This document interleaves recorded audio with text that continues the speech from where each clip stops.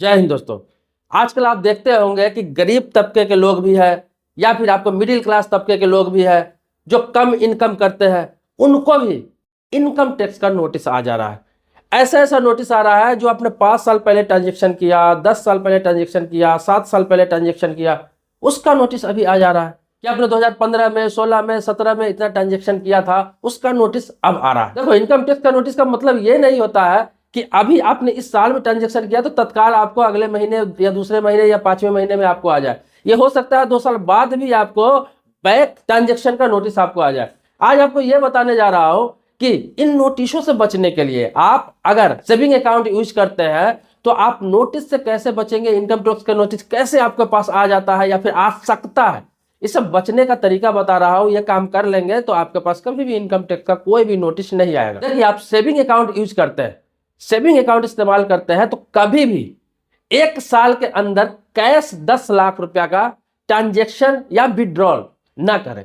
1 साल का समय होता है और लोग कैश में कुछ पैसे निकालते हैं, चाहे वो एटीएम से निकाल रहे हैं, चाहे बैंक से निकाल रहे हैं या फिर आप कैश जमा कर रहे हैं। तो आप ध्यान रखें कि 10 लाख रुपया कैश लेन देन ना हो, मतलब 10 लाख रुपया कैश विड्रॉल ना हो, 10 लाख रुपया कैश जमा ना हो 1 साल में। ऑनलाइन ट्रांजेक्शन की कोई सीमा नहीं है, कोई लिमिट नहीं है, वो आप 10 लाख रुपया से ऊपर भी कर सकते हैं।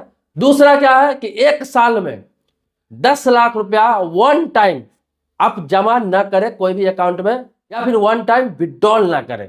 मतलब ये दोनों बात एक ही हो गया, चाहे वन टाइम आप कर रहे हैं चाहे आप धीरे धीरे कर रहे हैं, मतलब साल में आपको 10 लाख रुपया का ट्रांजेक्शन नहीं होना चाहिए। ये कैश की बात कर रहा हूं, इसमें भी ऑनलाइन की कोई सीमा नहीं है। तीसरा क्या है, ये फिक्स डिपॉजिट पर भी लागू होता है, क्योंकि आप बैंक में जब पैसा फिक्स करने जाते हैं, फिक्स डिपॉजिट करने जाते हैं, तो आप अकाउंट में पैसा रखते हैं, सेविंग अकाउंट में, और उससे लिंक होकर आपका एफडी होता है कोई भी।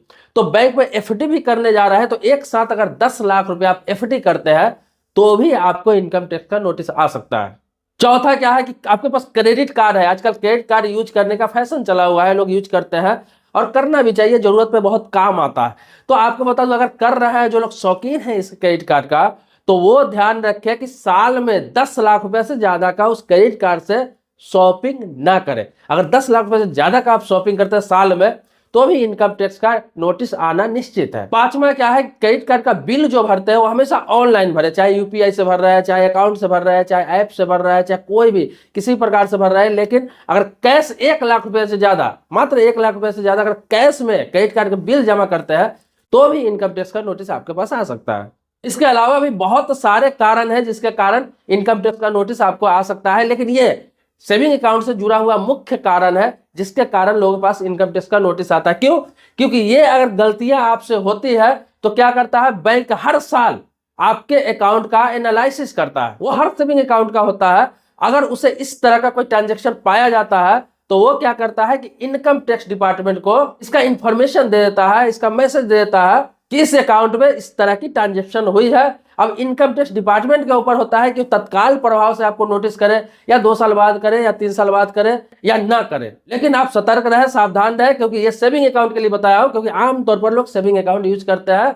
तो आपके पास सेविंग अकाउंट है, आप मिडिल क्लास फैमिली से बिलोंग करते हैं, गरीब फैमिली से बिलोंग करते हैं, तो इस तरह की गलतियां न करें।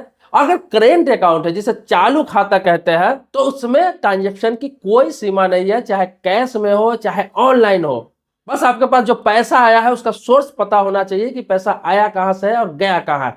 इसी प्रकार से सेविंग अकाउंट पर भी है कि ऑनलाइन आप जितना भी ट्रांजेक्शन कर रहा है उसमें आपको सोर्स पता रहना चाहिए कि पैसा आया कहां से है, गया कहां से है, ताकि कल हो के इनकम टैक्स का नोटिस आए तो आपको बताने के लिए आसानी हो कि यह पैसा यहां से आया है, यहां गया है, चाहे यहां से इनकम हुआ है, मेरी इनकम इतनी है, यह पैसा कौन सा काम के लिए आया है। अगर वो 10 लाख रुपए से ज्यादा कैश में हो जाता है तो सेविंग अकाउंट वाले इन चीजों का ध्यान रखें। बाकी इस तरह का किसी के पास इनकम टैक्स का नोटिस आ गया हुआ है तो जरूरी नहीं है कि जो नोटिस आया है वो आपको टैक्स भरने के लिए आए। आपसे कारण पूछा जाता है और सोर्स पूछा जाता है। आप अगर उसका सही जवाब दे देते हैं, सही उसका इंफॉर्मेशन दे देते हैं, तो जरूरी नहीं कि आपको इनकम टैक्स भरना ही है या इनकम टैक्स देना ही है। अगर आ जाता है नोटिस तो आप किसी सीए से संपर्क करके इसका समाधान निकाल सकते हैं। ये बहुत बड़ी बात नहीं है, क्योंकि आपने इलीगल काम नहीं किया है, सिर्फ ट्रांजेक्शन ओवर किया है, तो इसमें घबराने की भी कोई बात नहीं है। इनकम टैक्स का नोटिस का नाम सुन के ही लोग घबरा जाते हैं। घबराने की उनकी जरूरत है जो अनलिमिटेड कमाई करते हैं और टैक्स की चोरी करते हैं, जो टैक्स पेयर के कैटेगरी में आते हुए भी टैक्स नहीं भरते हैं,